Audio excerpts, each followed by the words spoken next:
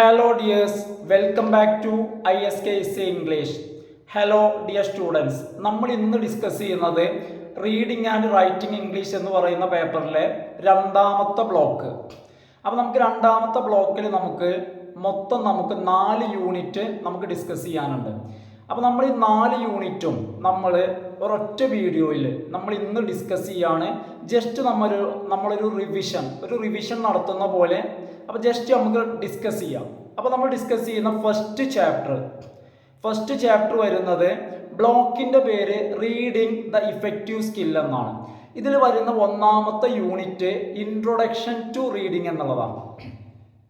അപ്പോൾ നോക്കാം, ഇതിൽ ഫസ്റ്റ് പറയുന്നത് ഡിഫറൻറ്റ് പർപ്പസസ് ഓഫ് റീഡിംഗ് എന്നുള്ളതാണ്. റീഡിങ്ങിൻ്റെ വ്യത്യസ്തമായിട്ടുള്ള പർപ്പസുകൾ. നമുക്കറിയാം റീഡിങ്ങിന് മൾട്ടി പർപ്പസ് ഉണ്ട്, പലതരത്തിലുള്ള പർപ്പസ് ഉണ്ട്. അതിൽ ഒന്ന് ഗെയിൻ ഇൻഫോർമേഷൻ എന്നുള്ളതാണ്, ഇൻഫോർമേഷൻ നേടുക. അപ്പോൾ ഇൻഫോർമേഷൻ നേടുക എന്ന് പറയുമ്പോൾ അതിനു വേണ്ടി നമ്മൾ പത്രങ്ങൾ പോലുള്ള സംഭവങ്ങളാണ് നമ്മൾ വായിക്കുക, ന്യൂസ് പേപ്പർ അതുപോലുള്ളതാണ് നമ്മൾ ഇൻഫോർമേഷൻ ഗെയിൻ ചെയ്യാൻ വേണ്ടിയിട്ട് വായിക്കുക. രണ്ടാമത്തെ ഒരു പർപ്പസ് എന്ന് വെച്ച് കഴിഞ്ഞാൽ പ്ലഷർ ആൻഡ് എൻജോയ്മെൻറ്റ് എന്നുള്ളതാണ്, സന്തോഷത്തിന് അല്ലെങ്കിൽ എൻജോയ്മെൻറ്റിന് വേണ്ടിയിട്ട് വായിക്കാം. ഇവിടെ നമ്മൾ റീഡ് ചെയ്യുന്നത് ഫിക്ഷൻ ഉണ്ടല്ലോ, ഫിക്ഷൻ ടൈപ്പ് കഥകളും നോവലുകളും അതുപോലുള്ള ഫിക്ഷൻ ടൈപ്പാണ് നമ്മൾ വായിക്കുക. മൂന്നാമത്തെ പർപ്പസ് എന്ന് പറയുമ്പോൾ സ്റ്റഡി പർപ്പസാണ്. റീഡിങ്ങിൻ്റെ മൂന്നാമത്തെ പർപ്പസാണ് സ്റ്റഡി പർപ്പസ്. സ്റ്റഡി പർപ്പസിന് വേണ്ടി നമ്മൾ പ്രിസ്ക്രൈബ്ഡ് ടെക്സ്റ്റ് ഉണ്ടായിരിക്കും. നമ്മൾ എന്താണോ പഠിക്കുന്നത് അതിന് പ്രിസ്ക്രൈബ് ചെയ്ത ടെക്സ്റ്റ് ഉണ്ടായിരിക്കും, നിശ്ചിതമായ ടെക്സ്റ്റുകൾ. അത്തരം ടെക്സ്റ്റുകളാണ് നമ്മൾ സ്റ്റഡി പർപ്പസിന് വേണ്ടി നമ്മൾ വായിക്കുക. നാലാമത്തെ പർപ്പസ് എന്ന് പറയുന്നത് ഫോർ ഐഡിയാസ് ആൻഡ് പേഴ്സ്പെക്റ്റീവ്സ്. ഐഡിയാസും അതുപോലെ തന്നെ പേഴ്സ്പെക്റ്റീവ്സും ഉണ്ടാവുന്നതിന് വേണ്ടി. അപ്പോൾ ഇതിനു വേണ്ടി നമ്മൾ വായിക്കുന്നത് ആർട്ടിക്കിൾസ് ആണ് നമ്മൾ വായിക്കുക, ലേഖനങ്ങൾ. അപ്പോൾ നമ്മൾ റീഡിങ്ങിൻ്റെ വ്യത്യസ്ത പർപ്പസും അതിനു വേണ്ടി വായിക്കുന്നതുമാണ് നമ്മളൊന്ന് പെട്ടെന്ന് പറഞ്ഞത്. ഇനി നോക്കൂ, റീഡിങ് ഫിക്ഷൻ വായിക്കാം. ഈ റീഡിങ് ഫിക്ഷൻ വായിക്കുന്നതിൻ്റെ പ്രത്യേകത എന്തൊക്കെയാണ്, എങ്ങനെയാണ് നമ്മൾ ഫിക്ഷൻ വായിക്കുക? അപ്പോൾ ഫിക്ഷൻ വായിക്കുക എന്ന് വെച്ച് കഴിഞ്ഞാൽ അതിൻ്റെ ഒന്നാമത്തെ പ്രത്യേകത എന്ന് വെച്ച് കഴിഞ്ഞാൽ skip sentences, paragraphs, even pages. നമ്മൾ ഫിക്ഷൻ വായിക്കുമ്പോൾ നമ്മളത് തറവായിട്ട് കംപ്ലീറ്റ് ആയിട്ട് വായിക്കണമെന്നില്ല. നമ്മൾ ചിലപ്പോൾ സെൻറ്റൻസുകൾ, പാരഗ്രാഫുകൾ, ചില സന്ദർഭങ്ങളിൽ ഈവൻ പേജുകൾ തന്നെ നമ്മൾ സ്കിപ്പ് ചെയ്യും. With the purpose of reading the book faster. നമ്മുടെ ഉദ്ദേശം എന്ന് വെച്ച് കഴിഞ്ഞാൽ ഒരു ഫിക്ഷൻ വായിക്കുമ്പോൾ എത്രയും പെട്ടെന്ന് വായിച്ച് തീർക്കുക എന്നുള്ളതാണ്. ആ ഒരു പർപ്പസ് ആയതുകൊണ്ട് തന്നെ ചിലപ്പോൾ നമ്മൾ സെൻറ്റൻസുകളും പാരഗ്രാഫ്സും, ചിലപ്പോൾ നമ്മൾ പേജുകൾ തന്നെ സ്കിപ്പ് ചെയ്യും. ഇനി അടുത്തത് ഇവിടെ പറയുന്ന കാര്യം ക്ലോസ് റീഡിങ് എന്നുള്ളതാണ്. എന്താണ് ക്ലോസ് റീഡിങ്? മൂന്നാമതായിട്ട് ഡിസ്കസ് ചെയ്യുന്നതാണ് ക്ലോസ് റീഡിങ് അല്ലെങ്കിൽ എക്സ്പ്ലിക്കേഷൻ. നോക്കൂ, ഇവിടെ ഇതിൻ്റെ പർപ്പസ് എന്താണെന്ന് വെച്ച് കഴിഞ്ഞാൽ develop an understanding based on its small details and larger ideas. അതായത് ഒരു പുസ്തകത്തെ സംബന്ധിച്ചിടത്തോളം ഒന്നും ഒഴിവാക്കാതെ ആ പുസ്തകവുമായി ബന്ധപ്പെട്ട സ്മോൾ ഡീറ്റെയിൽസും അതുപോലെ തന്നെ ലാർജർ ഐഡിയാസ് ഇവയെല്ലാം അടിസ്ഥാനമാക്കി ഒരു പുസ്തകത്തെക്കുറിച്ച് വ്യക്തമായിട്ടുള്ള ഒരു ധാരണ, ഒരു അണ്ടർസ്റ്റാൻഡിങ് ഉണ്ടാക്കിയെടുക്കുക. അതിനു വേണ്ടിയുള്ള ഒരു വായനയാണ് നമ്മൾ ക്ലോസ് റീഡിംഗ് എന്ന് പറയുന്നത്. അല്ലെങ്കിൽ നമ്മൾ ഇതിനെ എക്സ്പ്ലക്റ്റേഷൻ എന്നും, ക്ലോസ് റീഡിംഗ് അല്ലെങ്കിൽ എക്സ്പ്ലിക്കേഷൻ എന്നും പറയുന്നുണ്ട്. അപ്പോൾ ഇത്രയാണ് ഒന്നാമത്തെ യൂണിറ്റിൽ പറയുന്നത്. ചെറിയൊരു യൂണിറ്റാണ് ഒന്നാമത്തെ യൂണിറ്റ്. നോക്കൂ, ഇനി പറയുന്നത് രണ്ടാമത്തെ യൂണിറ്റാണ്. രണ്ടാമത്തെ യൂണിറ്റിൻ്റെ പേര് വരുന്നത് types of reading, methods and techniques involved in reading. റീഡിങ്ങിൽ വരുന്ന മെത്തേഡ്സും അതുപോലെ തന്നെ ടെക്നിക്സും, പിന്നെ പലതരത്തിലുള്ള റീഡിങ്ങുകളും. വളരെ വിശാലമായ രീതിയിൽ പറയുകയാണെങ്കിൽ 2 കാറ്റഗറീസ് ഓഫ് റീഡിങ്, 2 തരത്തിൽ റീഡിങ്ങിനെ കാറ്റഗറൈസ് ചെയ്യാം. അതായത് ആക്റ്റീവ് റീഡിങ്ങും ആൻഡ് പാസീവ് റീഡിങ്ങും. റീഡിങ്ങിൻ്റെ 2 വിശാലമായിട്ടുള്ള കാറ്റഗറീസ് ആണ് active reading and passive reading. ഇനി നോക്കൂ, ഇനി വേരിയസ് ടൈപ്സ് ഓഫ് റീഡിങ്. ഇപ്പൊ നേരത്തെ പറഞ്ഞത് വിശാലമായിട്ടുള്ളതാണ്, അതായത് ബ്രോഡ് ക്ലാസിഫിക്കേഷൻ ആണ്. ഇനി നമ്മൾ പറയാൻ പോകുന്നത് കുറച്ചുകൂടി എന്ത് ചെയ്യാണ്, മൈന്യൂട്ട് ആയിട്ടില്ല, പല വശങ്ങളെ ഉൾക്കൊള്ളിച്ചുകൊണ്ടുള്ള ഒരു ക്ലാസിഫിക്കേഷൻ. അതായത് ഇവിടെ പലതരത്തിൽ ഏകദേശം 5ഓളം ടൈപ്പ് വരുന്നുണ്ട്. അതിൽ ഒന്നാമത്തേതാണ് സ്കിമ്മിങ്. ഒന്നാമത്തേതാണ് എന്ത്, സ്കിമ്മിങ്. സ്കിമ്മിങ് എന്ന് പറഞ്ഞു കഴിഞ്ഞാൽ ഫാസ്റ്റ് റീഡിങ്. ഇതൊരു ഫാസ്റ്റ് റീഡിംഗ് ആണ് സ്കിമ്മിങ് എന്ന് പറഞ്ഞാൽ, വളരെ വേഗത്തിൽ വായിച്ചു വിടും. ഈ ഒരു സ്കിമ്മിങ്ങിൽ sometimes skipping portions for a general comprehension or appreciation of a text. അതായത് ഇവിടെ നമ്മൾ ഉദ്ദേശം എന്ന് പറയുന്നത് ഒരു ടെക്സ്റ്റിനെ കുറിച്ചൊരു ധാരണ ഉണ്ടാക്കിയെടുക്കുക, ഒരു ജനറൽ കോംപ്രിഹെൻഷൻ ഉണ്ടാക്കിയെടുക്കുക, അല്ലെങ്കിൽ ഒരു ടെക്സ്റ്റിനെ കുറിച്ചൊരു അപ്രിസിയേഷൻ, ഒരു മതിപ്പ് ഉണ്ടാക്കിയെടുക്കുക. ഈ ഒരു ലക്ഷ്യത്തോടു കൂടി നമ്മൾ വായിക്കുമ്പോൾ ചിലപ്പോൾ നമ്മൾ എന്ത് ചെയ്യും, സംടൈംസ് സ്കിപ്പിംഗ് പോർഷൻസ്, ചിലപ്പോൾ നമ്മൾ എന്ത് ചെയ്യും, ചില ഭാഗങ്ങൾ നേരത്തെ പറഞ്ഞ പോലെ തന്നെ ചില സെന്റൻസുകൾ അല്ലെങ്കിൽ ചില പാരഗ്രാഫുകൾ, ചില ഭാഗങ്ങൾ, ചില പേജസ് നമ്മൾ സ്കിപ്പ് ചെയ്യും. അപ്പോൾ എന്താണെന്ന് വെച്ച് കഴിഞ്ഞാൽ നമുക്ക് ആ പുസ്തകത്തെക്കുറിച്ച് ഒരു ജനറൽ കോംപ്രിഹെൻഷൻ, ഒരു പൊതുധാരണ മതി, നമ്മളത് പഠിച്ച് പരീക്ഷ എഴുതൊന്നുമല്ല.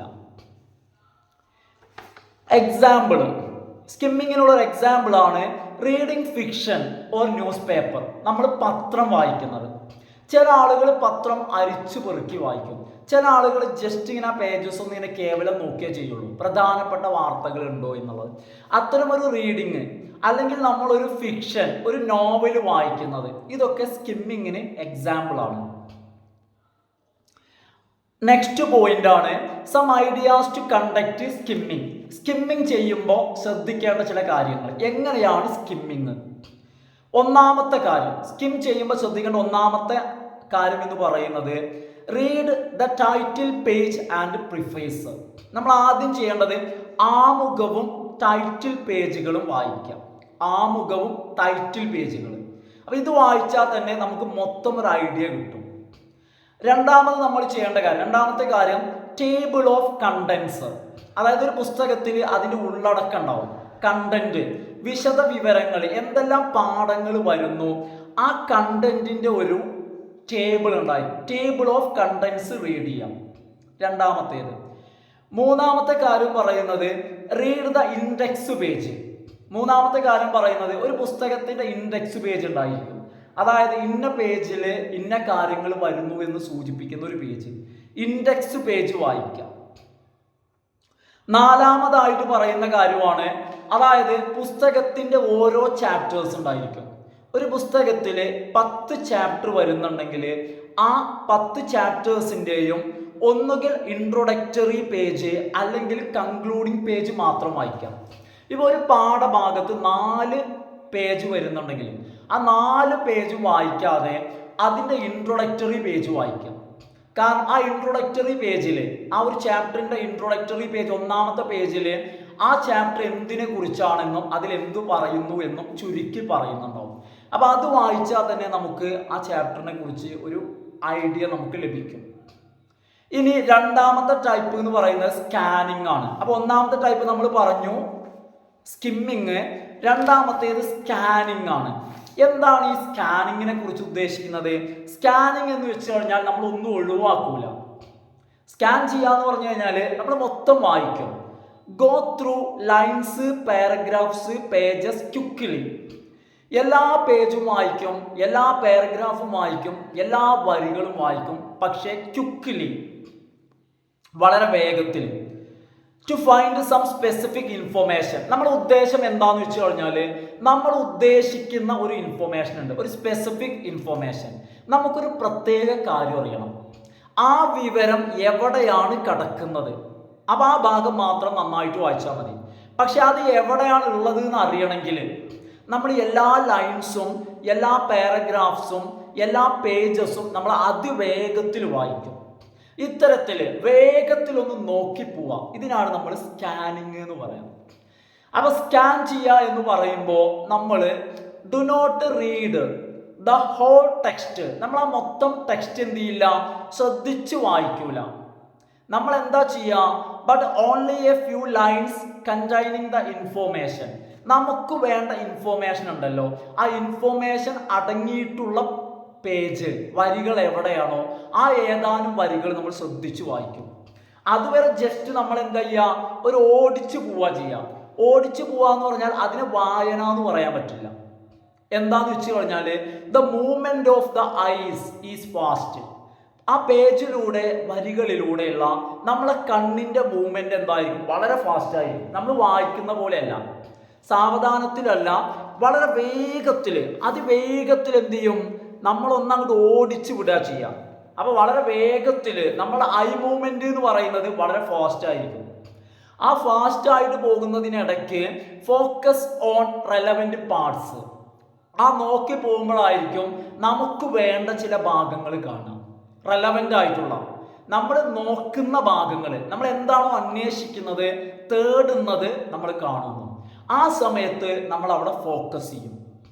ഇനി എക്സാമ്പിൾ, ഈ റീഡിങ്ങിനുള്ള ഒരു എക്സാമ്പിൾ ആണ് റെഫറിങ് ടു എ ഡിക്ഷണറി. നമ്മളൊരു ഡിക്ഷണറിയിൽ ഒരു പ്രത്യേക വാക്കിന്റെ അർത്ഥം തിരയാണ്. ഇപ്പൊ എക്സാമ്പിൾ, ഉദാഹരണം പറയാണ്, നമ്മൾ റെഫർ എന്ന വാക്ക് തന്നെ തരയാണ്. അങ്ങനെയാണെങ്കിൽ നമ്മൾ ആദ്യം ചെയ്യുന്ന കാര്യം എന്താ, ആർ എന്നുള്ള ലെറ്റർ വരുന്ന പേജ് എടുക്കും. എന്നിട്ട് ആ പേജ് എടുത്തിട്ട് ഓരോ വാക്കും ഇങ്ങനെ വേഗം നോക്കി പോകും. അങ്ങനെയല്ല നോക്കി പോവാ, അത്തരത്തിൽ വേഗം നോക്കി പോകുന്നതാണ് സ്കാനിങ്. അപ്പൊ സ്കാനിങ് എന്നുള്ളത് ഒരു മെത്തേഡാണ്. ഇതിൽ എന്തെല്ലാം കാര്യങ്ങളാണ് ഇതിൽ ഉൾക്കൊള്ളുന്നത് അല്ലേ? The method involved. ഈ മെത്തേഡിൽ ഉൾക്കൊള്ളുന്ന കാര്യങ്ങൾ, ഒന്നാമത്തെ കാര്യം ഇതിൽ ഉൾക്കൊള്ളുന്നത് അണ്ടർസ്റ്റാൻഡ് വാട്ട് യു വാണ്ട്. കാരണം നമ്മളിവിടെ തിരയാണ്, ഒരു പുസ്തകത്തിൽ നമ്മുടെ ഒരു സ്പെസിഫിക് ഇൻഫോർമേഷൻ തിരയാണ് അല്ലേ?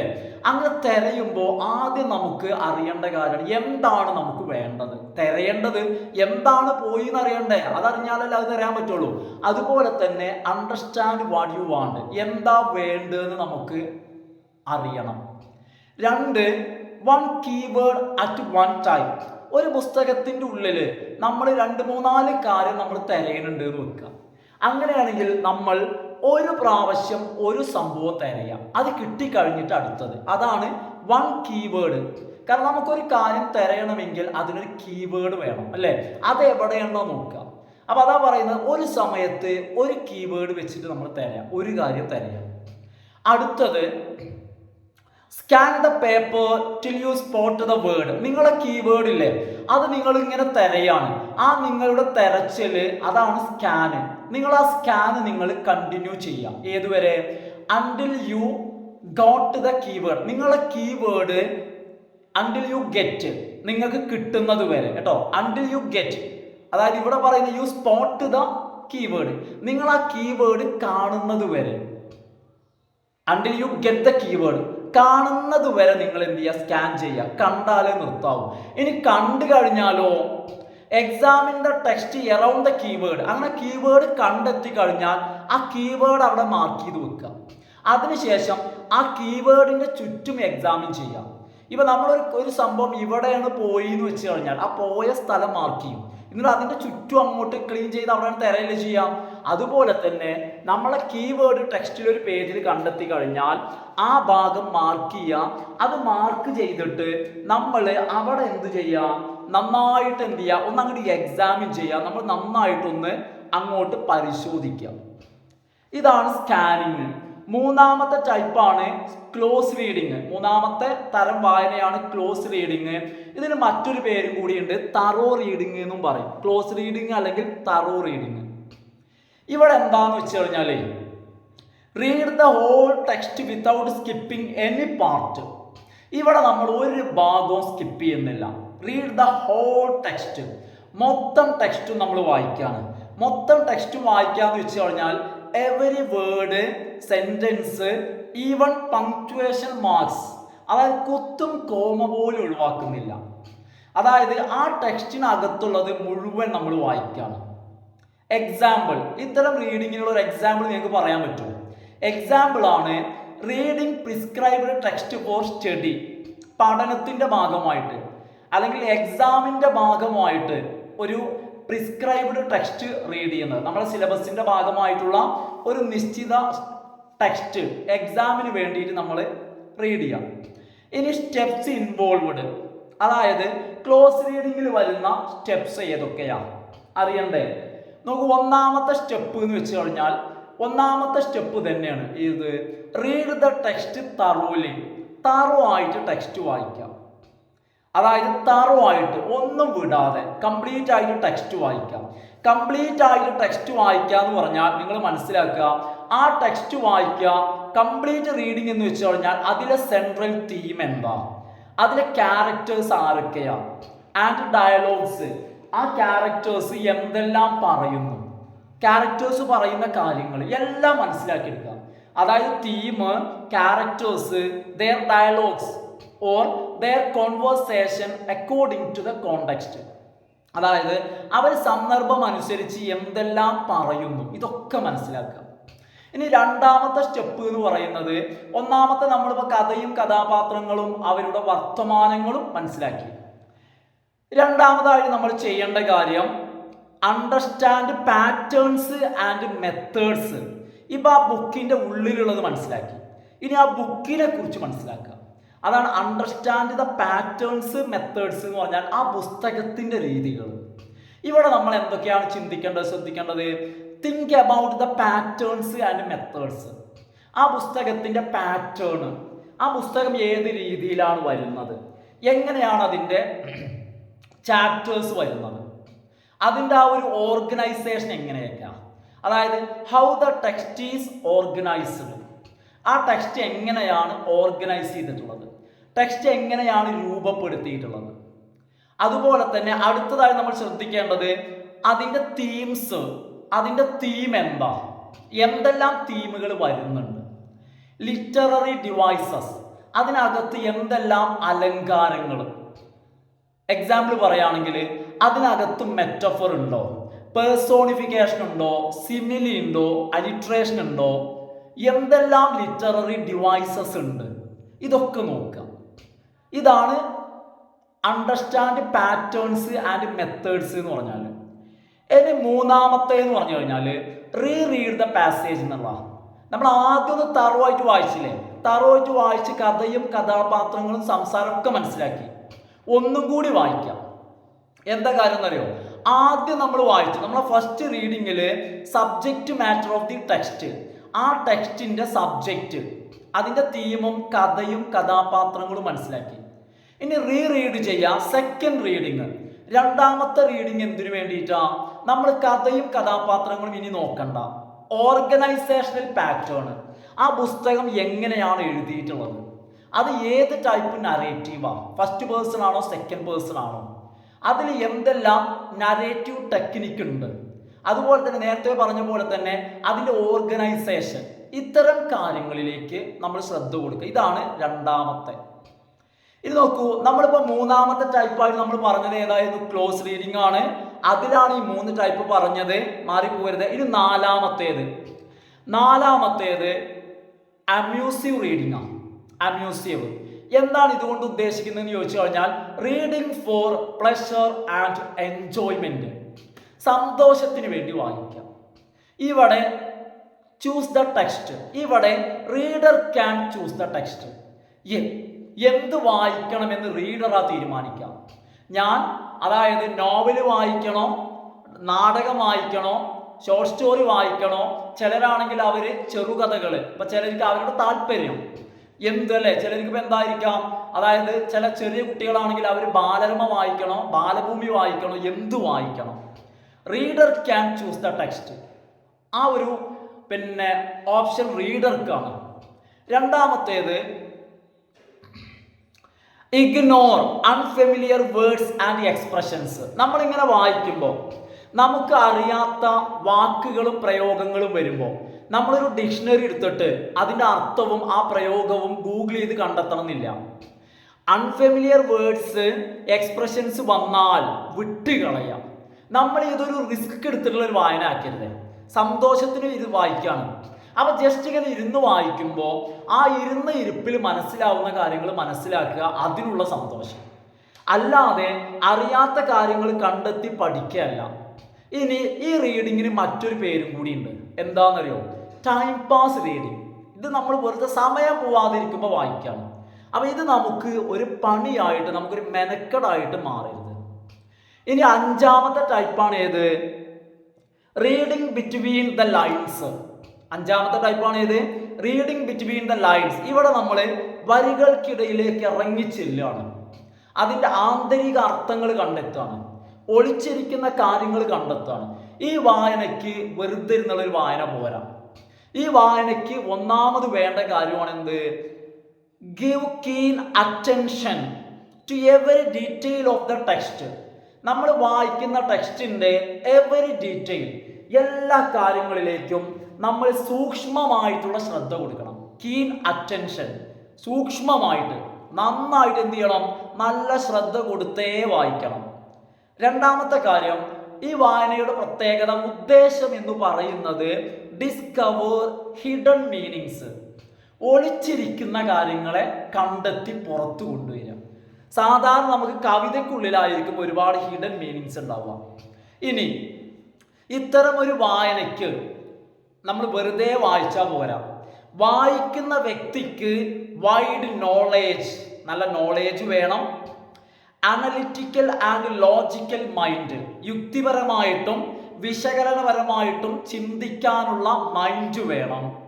അതുപോലെ തന്നെ മൂന്നാമത്തെ വേണ്ട കാര്യം an eye for hidden matters, ഒളിച്ചിരിക്കുന്ന കാര്യങ്ങൾ കണ്ടെത്താനുള്ള കണ്ണ് വേണം. ഈ 3 കാര്യങ്ങൾ ഉണ്ടെങ്കിൽ മാത്രം ഈ വായനയ്ക്ക് നിങ്ങൾ ഇറങ്ങിയാൽ മതി. ഇതില്ലെങ്കിൽ നിങ്ങൾക്ക് വായിക്കാം, പക്ഷേ ഒളിച്ചിരിക്കുന്നതൊന്നും നിങ്ങൾക്ക് കിട്ടൂല. ഇതിനൊരു എക്സാമ്പിളാണ് എന്ത്? അഡ്വർടൈസ്മെന്റ്സും അതുപോലെ തന്നെ റിഡിൽസും വായിക്കാം. പരസ്യങ്ങൾ, ചില പരസ്യങ്ങളിൽ എന്താ പറയുന്നതെന്ന് നമ്മൾ ചിന്തിച്ച് മനസ്സിലാക്കിയിരിക്കണം. ചില പരസ്യങ്ങൾ, ചില വീഡിയോ കണ്ടാൽ തന്നെ ഇത് എന്തിൻ്റെ പരസ്യമാണെന്നുള്ളതിന് വേറെ ബുദ്ധി കൊടുക്കേണ്ടി വരും. അതേപോലെ തന്നെയാണ് ചില അഡ്വർടൈസ്മെന്റ്സ് വായിക്കുക. അതുപോലെ തന്നെ ചില റിഡിൽസ്, ചില പഴങ്കഥകൾ, പഴഞ്ചൊല്ലുകൾ, അതൊക്കെ നമ്മൾ കുറച്ച് അന്തം ഉപയോഗിക്കണം. അനലിറ്റിക്കൽ അതുപോലെ തന്നെ ലോജിക്കൽ മൈൻഡ് വേണം, യുക്തി വേണം. അപ്പൊ ഇത്രയാണ് കുട്ടികളെ രണ്ടാമത്തെ ചാപ്റ്ററിൽ വരുന്നത്. അതായത് റീഡിംഗ് ടൈപ്സും പറഞ്ഞു, അതുപോലെ തന്നെ ചില ടെക്നിക്സും, അതുപോലെ തന്നെ റീഡിങ്ങിൽ വരുന്ന ചില മെത്തേഡുകളും. ഇനി നമ്മൾ കടക്കുന്നത് നമ്മളുടെ മൂന്നാമത്തെ യൂണിറ്റാണ്. മൂന്നാമത്തെ യൂണിറ്റിന്റെ പേര് വരുന്നത് റീഡിംഗ് കോംപ്രിഹെൻഷൻ എന്നാണ്. മൂന്നാമത്തെ യൂണിറ്റിന്റെ പേര് വരുന്നത് റീഡിംഗ് കോംപ്രിഹെൻഷൻ. മൂന്നാമത്തെ നോക്കൂ, എന്താണ് കോംപ്രിഹെൻഷൻ? അതാദ്യം മനസ്സിലാക്കുക. അതായത് കോംപ്രിഹെൻഷൻ എല്ലാവരെ കൊണ്ടും പറ്റൂല. കോംപ്രിഹെൻഷൻ എന്തു വേണം? നമ്മളെ കയ്യിൽ എന്തെങ്കിലുമൊക്കെ കിട്ടിക്കഴിഞ്ഞാൽ എന്തു ചെയ്യണം? Ability to process, understand its meaning and to integrate with readers knowledge. നമ്മളെ കയ്യിൽ എന്തെങ്കിലുമൊക്കെ കിട്ടിക്കഴിഞ്ഞാൽ ആ കിട്ടിയ സാധനത്തെ പ്രോസസ് ചെയ്യണം. എന്ന് വെച്ച് കഴിഞ്ഞാൽ അത് എങ്ങനത്തെ വസ്തുവാണോ അതിനനുസരിച്ച് കൈകാര്യം ചെയ്യുക, അതാണ് പ്രോസസ്. എന്ന് വെച്ച് അതൊരു ലിറ്റററി പീസാണ്, വായിക്കേണ്ടതാണെങ്കിൽ അണ്ടർസ്റ്റാൻഡ് ഇറ്റ്സ് മീനിങ്, അതിൻ്റെ മീനിങ് മനസ്സിലാക്കുക. അതിനുശേഷം എന്തു ചെയ്യണം? Integrate with readers knowledge. വായിക്കുന്ന റീഡർ ഉണ്ടല്ലോ, അയാൾക്കൊരു നോളേജ് ഉണ്ടാവില്ല, അയാളുടെ അറിവ്, ആ അറിവുമായി ആ വായിച്ച സംഭവം എന്താണോ അതിന്ന് കിട്ടിയതിനെ, വായിച്ച് കിട്ടിയതിനെ റീഡറുടെ നോളേജുമായിട്ട് ഇൻ്റഗ്രേറ്റ് ചെയ്യാം, മിക്സ് ചെയ്യാം. ഇങ്ങനെ ചെയ്തിട്ട് നമ്മൾ ആ വസ്തുവിനെ വിശകലനം ചെയ്യാം. അതിനാണ് നമ്മൾ റീഡിംഗ് കോംപ്രിഹെൻഷൻ എന്ന് പറയാം. ഇത് എല്ലാരെ കൊണ്ടൊന്നും പറ്റൂല. ഇങ്ങനെ ചെയ്യണമെങ്കിൽ ചെയ്യുന്ന ആൾക്ക്, റീഡർ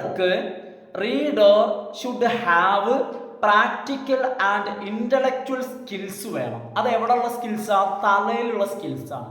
അതായത് ബുദ്ധി എവിടെയാണോ കിടക്കുന്നത് അതാണ് പ്രാക്ടിക്കൽ, പ്രായോഗികവും ബുദ്ധിപരവുമായിട്ടുള്ള സ്കിൽസ് വേണം അതിന്. ഇനി എങ്ങനെയാ ഈ പരിപാടി ചെയ്യാം? എങ്ങനെ ചെയ്യാം? Recognise words. നമ്മളെ കയ്യിൽ ഒരു പാസേജ് കിട്ടിക്കഴിഞ്ഞാൽ റെക്കഗ്നൈസ് വേർഡ്സ്, അതിലെ വേർഡ്സ് നമ്മൾ റെക്കഗ്നൈസ് ചെയ്യാം. അറിയാത്ത വാക്കുകൾ ഉണ്ടെങ്കിൽ ഒരു ഡിക്ഷണറിയോ മറ്റോ ഉപയോഗിച്ചിട്ട് അതിൻ്റെ അർത്ഥവും മറ്റൊക്കെ ഒന്ന് കണ്ടെത്തുക. പിന്നെയോ കപ്പാസിറ്റി ടു റീറ്റെയിൻ ഇൻഫോർമേഷൻ, അതിൻ്റെ ഉള്ളിൽ നിന്നും നമുക്ക് കിട്ടുന്ന ഇൻഫോർമേഷൻ, ആ ഇൻഫോർമേഷൻ നമ്മളെ മൈൻഡിൽ നമ്മൾ സ്റ്റോർ ചെയ്ത് വെക്കുക. കാരണം പുതുതായിട്ട് നമുക്ക് കിട്ടുന്ന കാര്യങ്ങളുമായിട്ട് എന്ത് ചെയ്യണം, അത് ചേർക്കണം. അപ്പൊ അതാണ് പറയുന്നത് കപ്പാസിറ്റി ടു റീറ്റെയിൻ ഇൻഫോർമേഷൻ. പിന്നെ വേണ്ട കാര്യമാണ് എന്ത്, competence to scan backward and forward to relevant terms and phrases. നമ്മൾ കാണുന്ന റെലവൻ്റ് ആയിട്ടുള്ള പ്രധാനപ്പെട്ട അതിൽ പറയുന്ന വിഷയവുമായി ബന്ധപ്പെട്ട വാക്കുകളും ഫ്രേസുകളും ഉണ്ടായിരുന്നു. ആ ഫ്രേസുകളിലൂടെയും വാക്കുകളിലൂടെയും ബാക്ക്വേർഡ് ആൻഡ് ഫോർവേഡ്, മുന്നിലോട്ടും പിന്നിലോട്ടും സ്കാൻ ചെയ്യാനുള്ള ഒരു കഴിവ്. അതായത് നമ്മൾ അർത്ഥം മനസ്സിലാക്കണമെങ്കിൽ ഒരേ സമയം തന്നെ നമ്മൾ വരികളിലൂടെ മുന്നോട്ടും അതുപോലെ തന്നെ ബാക്ക്വേർഡ് ആൻഡ് ഫോർവേഡ് എന്ത് ചെയ്യണം, മൂവ് ചെയ്യണം. അങ്ങനെ ബാക്ക്വേർഡ് ആൻഡ് ഫോർവേഡ് മൂവ് ചെയ്യുക, അതോടൊപ്പം തന്നെ നമുക്ക് കിട്ടുന്ന ഇൻഫോർമേഷൻ റീറ്റെയിൻ ചെയ്യുക, ഇൻഫോർമേഷൻ എന്ത് ചെയ്യുക, നിലനിർത്തുക, കിട്ടുന്നതുമായിട്ട് എന്ത് ചെയ്യുക, മിക്സ് ചെയ്യുക. ഇതിനൊരു കഴിവ് വേണം. ഇനി കുട്ടികൾ അടുത്തതായിട്ട്, അപ്പൊ ഇതിനാണ് നമ്മൾ എന്ത് പറയാം, കോംപ്രിഹെൻഷൻ എന്ന് പറയാം. അപ്പൊ കോംപ്രിഹെൻഷന്റെ പ്രധാനപ്പെട്ട ഒരു വസ്തുത എന്ന് വെച്ച് കഴിഞ്ഞാൽ നമ്മളെ കയ്യിൽ ഒരു പാസേജ് കിട്ടിക്കഴിഞ്ഞാൽ ആ പാസേജിനെ ഇന്റർപ്രറ്റ് ചെയ്യലാണ്. അതിൻ്റെ ഉള്ളിൽ എന്തു പറയുന്നു, ഇന്റർപ്രറ്റ് ഓർ അനലൈസ് ചെയ്യലാണ്. ഇങ്ങനെ ഇന്റർപ്രിട്ടേഷന് 3 ലെവലുകളുണ്ട്. നിങ്ങൾക്കറിയാവോ? 3 ലെവൽസ് ഓഫ് ഇന്റർപ്രിട്ടേഷൻ. ഇങ്ങനെ കോംപ്രിഹെൻഡ് ചെയ്യുന്നതിനാണ് നമ്മൾ എന്ത് പറയുന്നത്, ഇന്റർപ്രറ്റ് ഓർ അനലൈസ് എന്ന് പറയുന്നതിന്. ഇതിന് 3 ലെവലുണ്ട്. ഒന്നാമത്തെ ലെവലിന് നമ്മൾ ലിംഗ്വിസ്റ്റിക് എന്നാ പറയാം. എന്താ ഒന്നാമത്തെ ലെവലിന് പറയാം? ലിംഗ്വിസ്റ്റിക് എന്നാണ് ഒന്നാമത്തെ ലെവലിന് പറയാം. ഈ ഒന്നാമത്തെ ലെവലിൽ നമ്മൾ എന്താ ചെയ്യുക, understand words and their meanings. നമ്മളെ കയ്യിൽ ഒരു പാസേജ് കിട്ടിക്കഴിഞ്ഞാൽ നമ്മൾ ചെയ്യുന്ന ഒന്നാമത്തെ ലെവലാണ് ലിംഗ്വിസ്റ്റിക്. അതായത് ആ ഒരു പാസേജിലെ വാക്കുകളെയും ആ വാക്കുകളുടെ അർത്ഥങ്ങളെയും മനസ്സിലാക്കിയെടുക്കുക. കഴിഞ്ഞു. രണ്ടാമത്തെ ലെവലിനെ നമ്മൾ പറയുന്നത് മൈക്രോ സ്ട്രക്ചർ എന്ന മൈക്രോ സ്ട്രക്ചർ. ഈ ഒരു ലെവലിൽ നമ്മൾ ചെയ്യുന്നത് understand content of bigger sections എന്ന് വെച്ച് കഴിഞ്ഞാൽ മൊത്തത്തിലുള്ള ഒരു കണ്ടന്റ്, നമ്മൾ അതിൻ്റെ ഉള്ളടക്കം മനസ്സിലാക്കിയെടുക്കും, നമ്മൾ അതിൻ്റെ ആശയം, നമ്മൾ അതിൻ്റെ കോണ്ടന്റ് മനസ്സിലാക്കിയെടുക്കും. എന്താണ് അതിൻ്റെ കോണ്ടന്റ് എന്താ അത് മനസ്സിലാക്കിയെടുക്കുക. അതും മനസ്സിലാക്കി മൂന്നാമത്തെ ലെവലിലേക്ക് കടക്കുകയാണ്. മൂന്നാമത്തെ ലെവലാണ് മാക്രോ സ്ട്രക്ചർ. ഏതാ മൂന്നാമത്തെ ലെവല്? Macro structure. ഈ ലെവലിൽ നമ്മൾ ചെയ്യുന്നത് analysers themes, topics and genre of the text. നമ്മൾ രണ്ടാമത്തേൽ കണ്ടന്റ് മനസ്സിലാക്കി, നമ്മൾ ഇനി ഇവിടെ അതിൻ്റെ തീമിനെ അനലൈസ് ചെയ്യും. തീമിനെ നമ്മൾ വിശകലനം ചെയ്യും. അതിലെ ടോപ്പിക്കുകൾ നമ്മൾ എന്ത് ചെയ്യും, വിശകലനം ചെയ്യും. അതിനുശേഷം ജോണർ ഓഫ് ദ ടെക്സ്റ്റ്, ആ ടെക്സ്റ്റിൻ്റെ കാറ്റഗറി, അതിൻ്റെ ടൈപ്പ്, അത് ഏത് വിഭാഗത്തിൽപ്പെട്ടതാണ്, അത് ഏത് ലിറ്റററി കാറ്റഗറിയാണ്, അത് നോവലാണോ, അത് ടെക്സ്റ്റ് ആണോ, അതല്ല അത് പ്രോസ് ആണോ, ഷോർട്ട് സ്റ്റോറി ആണോ, അതിൻ്റെ ജോണർ നമ്മൾ എന്ത് ചെയ്യും, അനലൈസ് ചെയ്യും. These are the 3 levels of ഇന്റർപ്രിട്ടേഷന്റെ 3 ലെവലുകൾ, അല്ലെങ്കിൽ കോംപ്രിഹെൻഷന്റെ 3 ലെവലുകൾ. ഇനി ഇതുമായി ബന്ധപ്പെട്ട് വരുന്ന ഒരു പദമാണ് ടെക്സ്റ്റ് ബേസ്. എന്താണ് text base? The 3 levels of reading comprehension together form a method.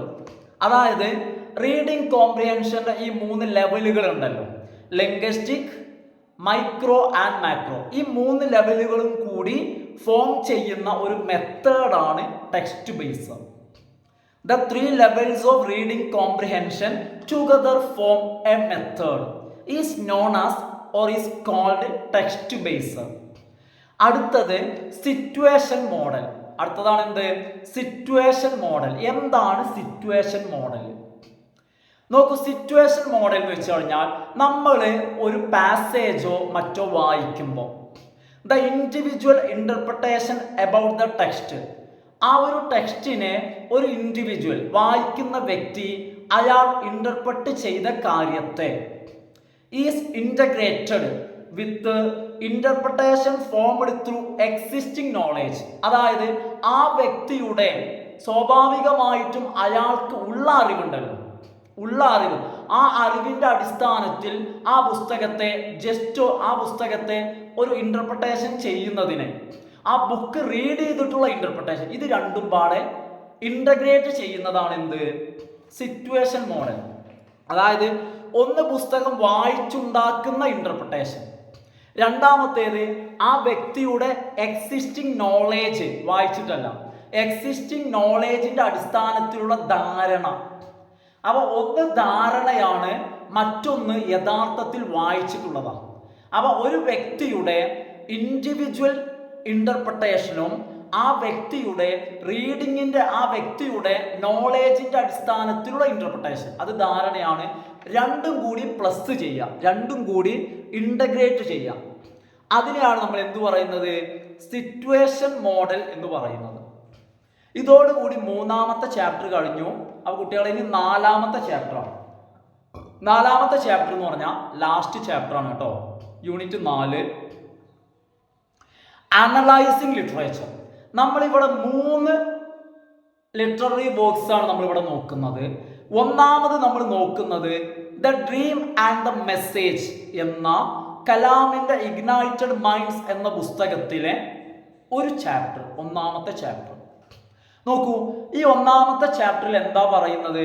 Kalam ഇവിടെ recollect past experiences when helicopter crashed. അദ്ദേഹത്തിൻ്റെ ഒരു ഹെലികോപ്റ്റർ യാത്രയിൽ ഹെലികോപ്റ്റർ തകർന്നുണ്ടായ അദ്ദേഹത്തിൻ്റെ ഒരു മുൻ അനുഭവത്തെ അദ്ദേഹം ഓർക്കുകയാണ് ഇവിടെ ചെയ്യുന്നത്. In the impact of the accident and the tranquilliser Kalam things about. അതായത് ആ ആക്സിഡന്റിൻ്റെയും അതുപോലെ തന്നെ അതിൻ്റെ ഫലമായിട്ട് ഡോക്ടറുടെ നിർദ്ദേശപ്രകാരം ഉപയോഗിച്ച ട്രാങ്കുലൈസർ ഡ്രഗ്, മരുന്നിൻ്റെയും ഒരു ഷോക്കിൽ, അതിൻ്റെ ഇമ്പാക്റ്റിൽ കലാം ഒരു ഉറക്കത്തിൻ്റെ അവസ്ഥയിലേക്ക് പോവാണ്. ആ ഒരു അവസ്ഥയിൽ കലാം ചിന്തിക്കുകയാണ്. എന്തിനെ കുറിച്ചാണ് കലാം ചിന്തിക്കുന്നത്?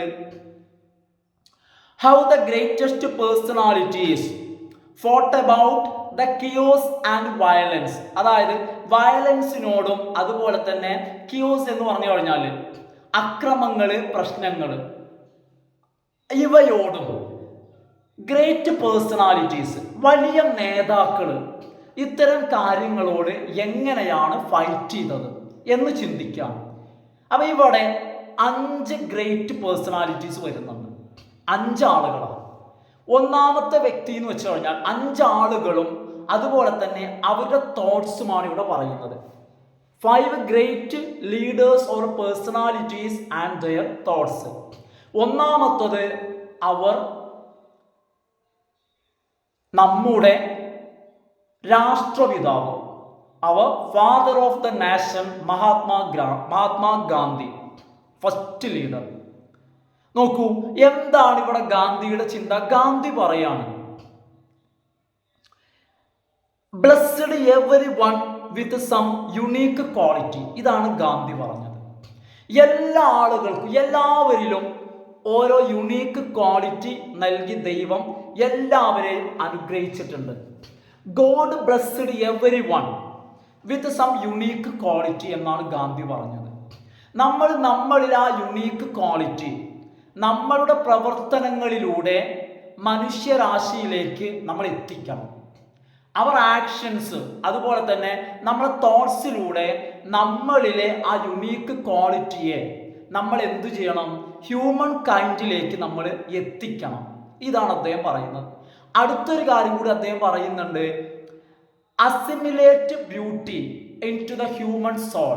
മനുഷ്യൻ്റെ ആത്മാവിലേക്ക് ഭംഗിയെ ഉൾക്കൊള്ളിക്കണം. മനുഷ്യാത്മാവിലെ ഭംഗിയെ ഉൾക്കൊള്ളിക്കണം. കാരണം അങ്ങനെ ഭംഗിയെ ഉൾക്കൊള്ളിച്ചു കഴിഞ്ഞാൽ മനുഷ്യൻ്റെ ജീവിതം സന്തോഷകരമായിരിക്കും. ആ മനുഷ്യന് ഹാപ്പിനെസ് കണ്ടെത്താൻ കഴിയും. ഇതാണ് ഗാന്ധിയുടെ തോട്ട്. അടുത്തത് അശോക, മഹാനായ അശോക ചക്രവർത്തി. കലിംഗ യുദ്ധത്തിലൂടെ പ്രശസ്തനായ അല്ലെങ്കിൽ ഒരു പുനർവിചിന്തനം ചെയ്ത മഹാനായ ദ ഗ്രേറ്റ് അശോക എംപറർ. അപ്പം എന്താ പറയുന്നത്? അദ്ദേഹത്തിൻ്റെ ചിന്തയാണ് എന്ത്? Victory cannot be considered a victory. ഒരിക്കലും ഒരു വിജയത്തെ, ഒരു വിക്ടറിയെ വിജയമായിട്ട് കാണാൻ കഴിയില്ല. ഇഫ് ഇറ്റ് കോസസ് സഫറിങ്, അതിലൂടെ ദുരിതമുണ്ടാവുന്നുണ്ടെങ്കിൽ, എന്ത് വിക്ടറി ആയിക്കോട്ടെ അത് മനുഷ്യരാശിക്കോ അല്ലെങ്കിൽ മറ്റെന്തിനോ ആയിക്കോട്ടെ ദുരിതം വിതച്ചിട്ടുണ്ടെങ്കിൽ it cannot be considered a victory according to Ashoka. അടുത്തത് ഖലീഫ ഒമർ. അടുത്തത് ഖലീഫ ഒമർ, മഹാനായിട്ടുള്ള ഖലീഫ ഒമർ എന്താണ് പറഞ്ഞത്? All men are equal. അദ്ദേഹം പറയാണ് എല്ലാ മനുഷ്യരും തുല്യരാണ്. ഇത് നമുക്ക് അറിയാവുന്ന കാര്യമാണ്. ദൈവത്തിന്റെ മുന്നിൽ എല്ലാവരും സമന്മാരാണ്. സോ അതുകൊണ്ട് no point in compelling others to follow our path. മറ്റുള്ളവരെ നമ്മളുടെ പാത പിന്തുടരാൻ നിർബന്ധിക്കുന്നതിൽ ഒരു വാദവും ഇല്ല. കാരണം ഓരോരുത്തരും എന്താണ്? ഈക്വലാണ്. അതുകൊണ്ട് തന്നെ മറ്റൊരുത്തനെ എന്തൊരു കാര്യത്തിലേക്കും നിർബന്ധിക്കാനോ പ്രേരിപ്പിക്കാനോ എനിക്ക് അവകാശമില്ല. ഇതാണ് ഖലീഫ ഒമർ പറഞ്ഞത്. അടുത്ത നാലാമത്തെ വ്യക്തി ഐൻസ്റ്റീൻ ആണ്.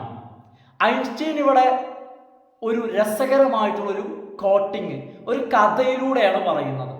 അതായത് ഇവിടെ വെർണറുടെ തോട്ടാണ്. ഇതൊക്കെ ഞാൻ ആ ചാപ്റ്ററിന്റെ ഭാഗത്ത്, നോട്ടിന്റെ ഭാഗത്ത് എക്സ്പ്ലെയിൻ ചെയ്യുന്നുണ്ട് കേട്ടോ. കൂടുതലായിട്ട് മനസ്സിലാവാൻ നിങ്ങൾ ആ ഒരു നോട്ട് നിങ്ങൾ ആദ്യം ഒന്ന് കാണണം. അപ്പൊ എന്താണ് വെർണർ പറയുന്നത്? വെസ്റ്റിൽ ഒരു വലിയ ഷിപ്പ് ഉണ്ടാക്കി, എല്ലാ സൗകര്യങ്ങളും ഷിപ്പിലുണ്ടാക്കി. പക്ഷെ അവര് കോമ്പസ് മാത്രം മറന്നുപോയി. കോമ്പസ് എന്ന് പറഞ്ഞാൽ ദിശ അറിയുന്ന സാധനം. ദിശ അറിയാതെ എല്ലാ സൗകര്യങ്ങളുമുള്ള ഷിപ്പ് എങ്ങനെ മുന്നിലോട്ട് മൂവ് ചെയ്യും? ഇതിലൂടെ പറയുന്ന മെസ്സേജ് എന്താ? എ പേഴ്സൺ വിതൗട്ട് ഗോൾ, ലക്ഷ്യമില്ലാത്ത ഒരു മനുഷ്യനെ സംബന്ധിച്ചിടത്തോളം can't move forward in life. ജീവിതത്തിൽ അയാളെ സംബന്ധിച്ചിടത്തോളം മുന്നോട്ടുള്ള പ്രയാണം അസാധ്യമാണ്. അഞ്ചാമത്തെ വ്യക്തിയാണ് Abraham Lincoln, the great American president. അദ്ദേഹം ദാരിദ്ര്യത്തിലൂടെ ജീവിച്ച മഹാനായ പ്രസിഡന്റാണ്.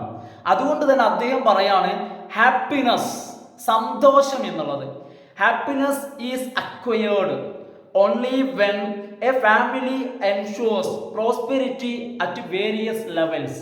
അതായത് ഒരു കുടുംബത്തിന് സന്തോഷം ഉണ്ടാകുന്നത് ആ കുടുംബം വ്യത്യസ്ത തലങ്ങളിൽ പ്രോസ്പെരിറ്റി, സമ്പന്നത, അഭിവൃദ്ധി ഉറപ്പിക്കുമ്പോഴാണ്. എല്ലാ തലങ്ങളിലും അഭിവൃദ്ധി വേണം, പല തലങ്ങളിലും. അത് ഫുഡിന്റെ കാര്യമാണെങ്കിലും പാർപ്പിടമാണെങ്കിലും വസ്ത്രമാണെങ്കിലും എഡ്യൂക്കേഷൻ ആണെങ്കിലും അങ്ങനെ വ്യത്യസ്തമായിട്ടുള്ള തലങ്ങളുണ്ട്. ഈ എല്ലാ തലങ്ങളിലും ഒരു കുടുംബത്തിന് പ്രോസ്പെരിറ്റി എൻഷുർ ചെയ്യാൻ കഴിയണം. അപ്പം മാത്രമേ എന്തുണ്ടാവൂ? സന്തോഷം ഉണ്ടാവൂ എന്നാണ് എബ്രഹാം ലിങ്കൺ പറയുന്നത്.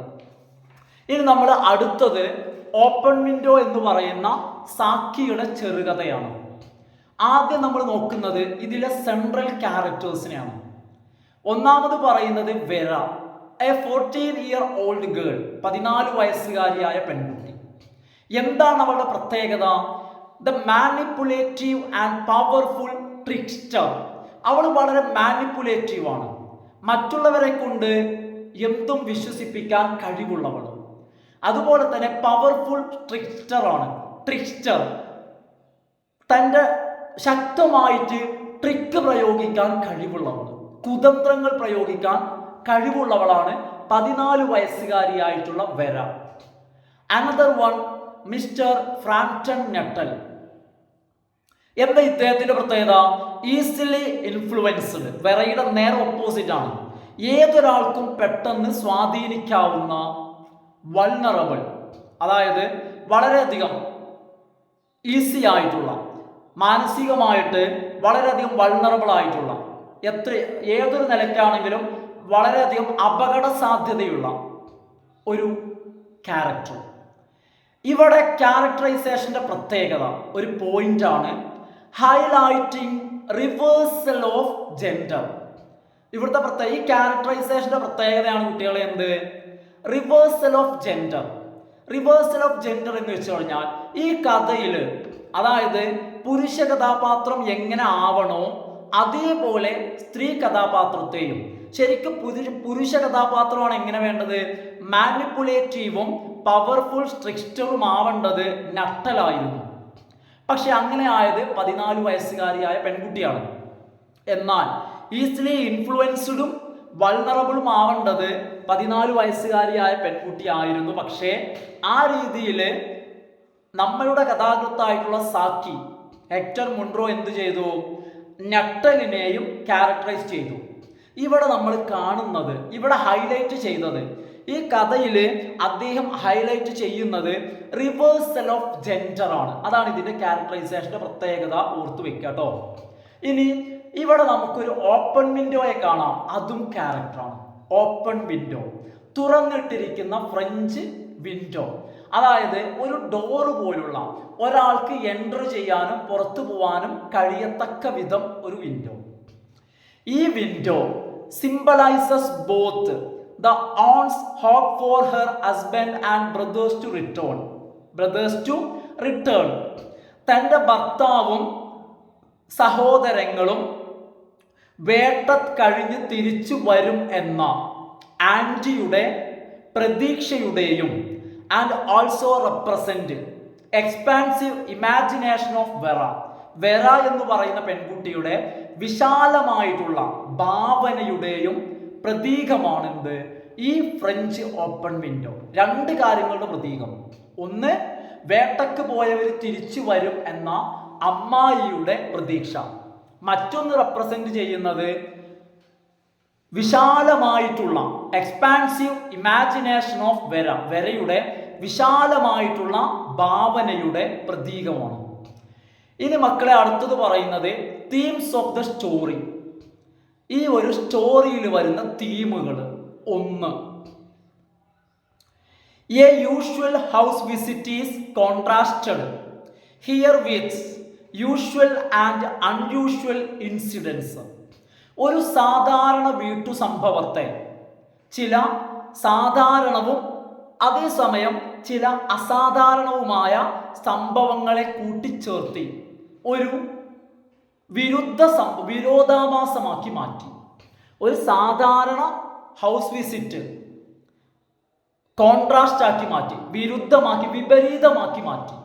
എങ്ങനെയാണ് കോൺട്രാസ്റ്റ് ആക്കുന്നത്? ചില യൂഷ്വൽ ആൻഡ് അൺയൂഷ്വൽ ഇൻസിഡൻസിനെ ചേർത്തിട്ട്.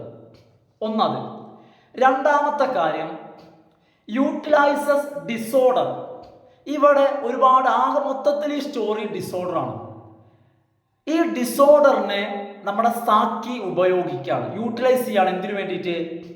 As a way to parody English societies traditions. ആ കാലഘട്ടത്തിലെ ഇംഗ്ലീഷ് സൊസൈറ്റി എന്ന് പറയുമ്പോൾ ആ കാലഘട്ടത്തിലെ ഇംഗ്ലീഷ് സമൂഹത്തിലെ ഉയർന്നവരായിട്ടുള്ള വിഭാഗം അവരുടെ പാരമ്പര്യത്തെ, അവരുടെ രീതികളെ കളിയാക്കുന്നതിനു വേണ്ടി, പാരഡി ചെയ്യാന്ന് പറഞ്ഞാൽ കളിയാക്കി കാണിക്കുന്നതിനു വേണ്ടി സാക്കി ഡിസോർഡറിനെ യൂട്ടിലൈസ് ചെയ്തു. അതും ഇതിലൊരു തീമാണ്. അപ്പൊ ഇത്രയാണ് ഇതിനെക്കുറിച്ച് പറയാനുള്ളത്, ഓപ്പൺ വിൻഡോയെ കുറിച്ച് പറയാനുള്ളത്. ഇനി അടുത്തത് ദ ബ്ലെസ്ഡ് ഡാമോസൽ എന്ന് പറയുന്ന കവിതയാണ്.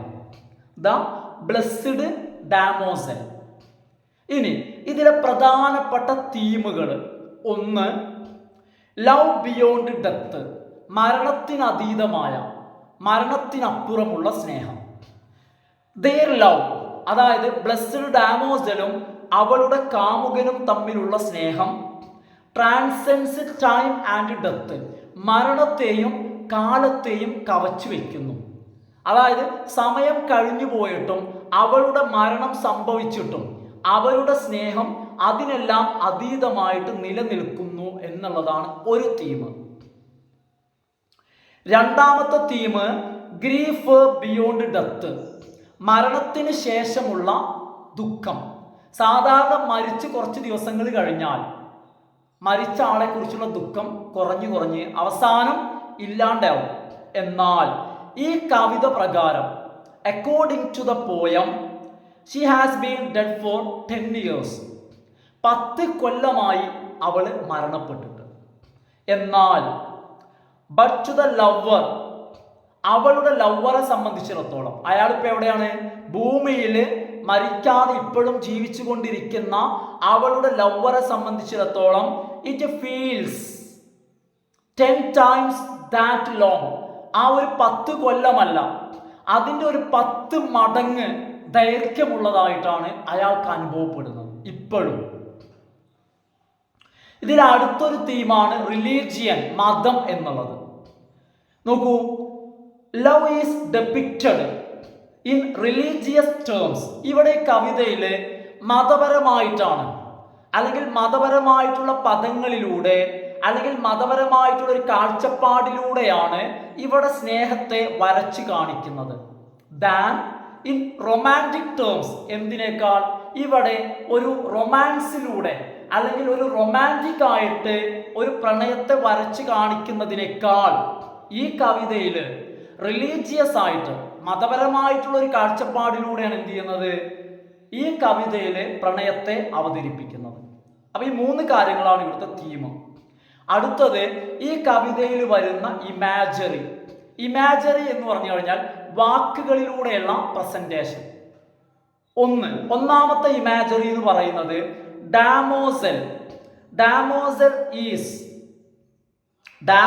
Is described as a pious woman in heaven.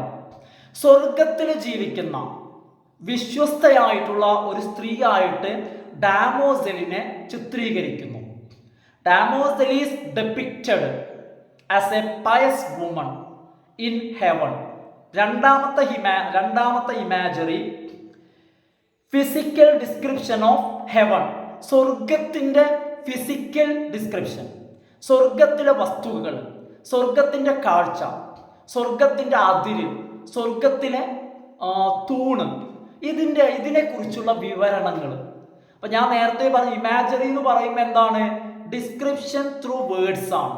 സ്വർഗത്തെക്കുറിച്ച് വാക്കുകളിലൂടെ വിവരിക്കുന്നുണ്ട്. അത് ഇവിടെ ഇമാജറി ആണ്. പിന്നെ ഒരു കാര്യം ഇവിടെ പറയുന്നത്, നോക്കൂ, ഇമാജറി അല്ല, ഡാമോസലിൻ്റെ ഒരു കോൺഫിഡൻസ്, അവളുടെ ആത്മവിശ്വാസം. എന്താണ് അവൾ പറയുന്നത്? She can convince Mary and Jesus.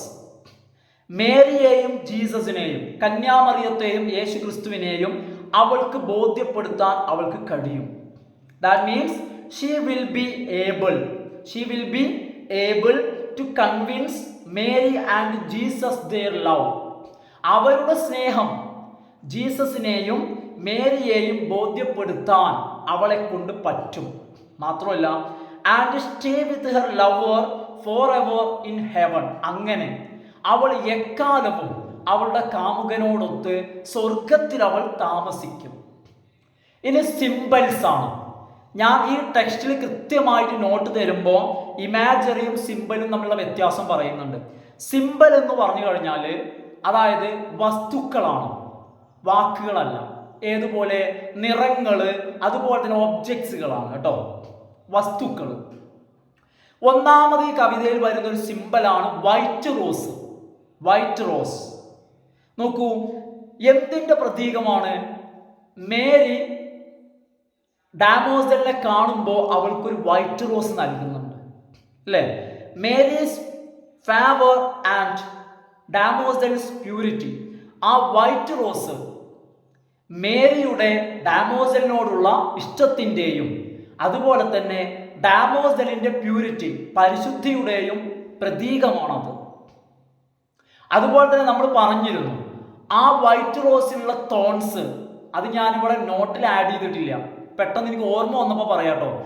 ആ ഒരു വൈറ്റ് റോസിൻ്റെ തോൺസ്, മുള്ളുകൾ എന്തിൻ്റെ പ്രതീകമാണ്?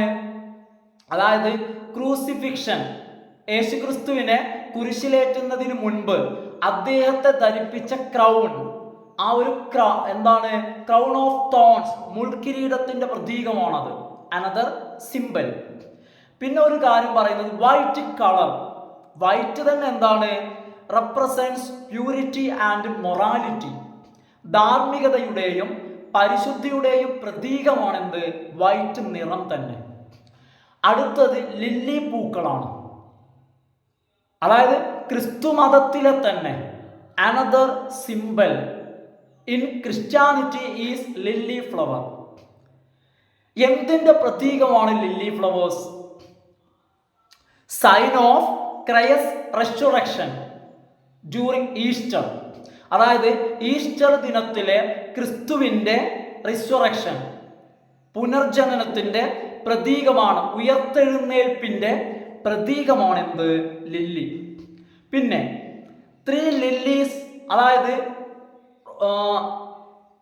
ബ്ലെസ്ഡ് ഡാമോസൽ ഹോൾഡ് ചെയ്യുന്ന, അവൾ കയ്യിൽ പിടിക്കുന്ന 3 lilies in the hands of blessed damozel represent എന്തിന്റെ പ്രതീകമാണ്? ആ 3 ലില്ലി ദ ഹോളി ട്രിനിറ്റി. എന്തിൻ്റെയാണ്? ആ ഒരു ഹോളി ട്രിനിറ്റിയുടെ. എന്താ ഈ ഹോളി ട്രിനിറ്റി എന്ന് പറഞ്ഞു കഴിഞ്ഞാൽ father, son and holy spirit, പുത്രനും പിതാവും പരിശുദ്ധാത്മാവും എന്ന ട്രിനിറ്റി, ത്രിത്വം എന്ന ഒരു ക്രിസ്ത്യൻ കോൺസെപ്റ്റ്. അതിൻ്റെ പ്രതീകമാണെന്ത്? The 3 lily flowers. ലാസ്റ്റ് വണ്ണാണ് ഫയർ. ലാസ്റ്റ് വൺ എന്താണ്? ഫയർ. ഫയർ എന്നുള്ളതാണ് ലാസ്റ്റ് വണ്ണ്. ഈ കവിതയിൽ നമുക്ക് ഫയറിനെ കാണാം. എങ്ങനെ കാണാൻ പറ്റും? Comes as subtle and obvious. ചിലയിടത്ത് ഫയർ സട്ടിലാണ്. സട്ടിൽ മീൻസ് അവ്യക്തമാണ്, എന്താണെന്ന് നമുക്ക് വ്യക്തമാവില്ല. ചിലയിടത്ത് ഒബ്വിയസ്, വെരി ക്ലിയർ. ചിലയിടത്ത് നമുക്ക് വളരെ വ്യക്തമാണത് എന്താണെന്നുള്ളത്. എന്തൊക്കെയാണെങ്കിലും ശരി, fire in this poem is the only source of pain in heaven. സ്വർഗത്തിലെ, അതായത് സ്വർഗത്തിലാണെങ്കിലും ശരി, ഡാമോസൽ വേദനിക്കുകയാണ്. എന്തുകൊണ്ടാണ് വേദന? She is waiting for her beloved. അവൾ അവളുടെ കാമുകനെ കാത്തിരിക്കുകയാണ്. ആ വേദനയുടെ പ്രതീകമാണ് എന്ത്? ഫയർ. ഒരു കാര്യം കൂടി പറയാനുണ്ട്. എന്താന്ന് വെച്ച് കഴിഞ്ഞാൽ ഫോം ഓഫ് ദ പോയം. അതോടുകൂടി രണ്ടാമത്തെ ബ്ലോക്ക് തീരും. ഫോം ഓഫ് ദി പോയം എന്താന്ന് വെച്ച് കഴിഞ്ഞാൽ എന്താണ് ഒരു കവിതയുടെ ഫോം കൊണ്ട് ഉദ്ദേശിക്കുന്നത്? Is the structure of the poem. Form എന്ന് പറഞ്ഞു കഴിഞ്ഞാൽ ഒരു കവിതയുടെ സ്ട്രക്ചറാണ്. സ്ട്രക്ചർ എന്ന് പറയുമ്പോൾ ഇൻക്ലൂഡിങ്, അതിൽ ഉൾക്കൊള്ളുന്ന കാര്യങ്ങൾ ലൈൻ ലെങ്ത് ആൻഡ് മീറ്റേഴ്സ്.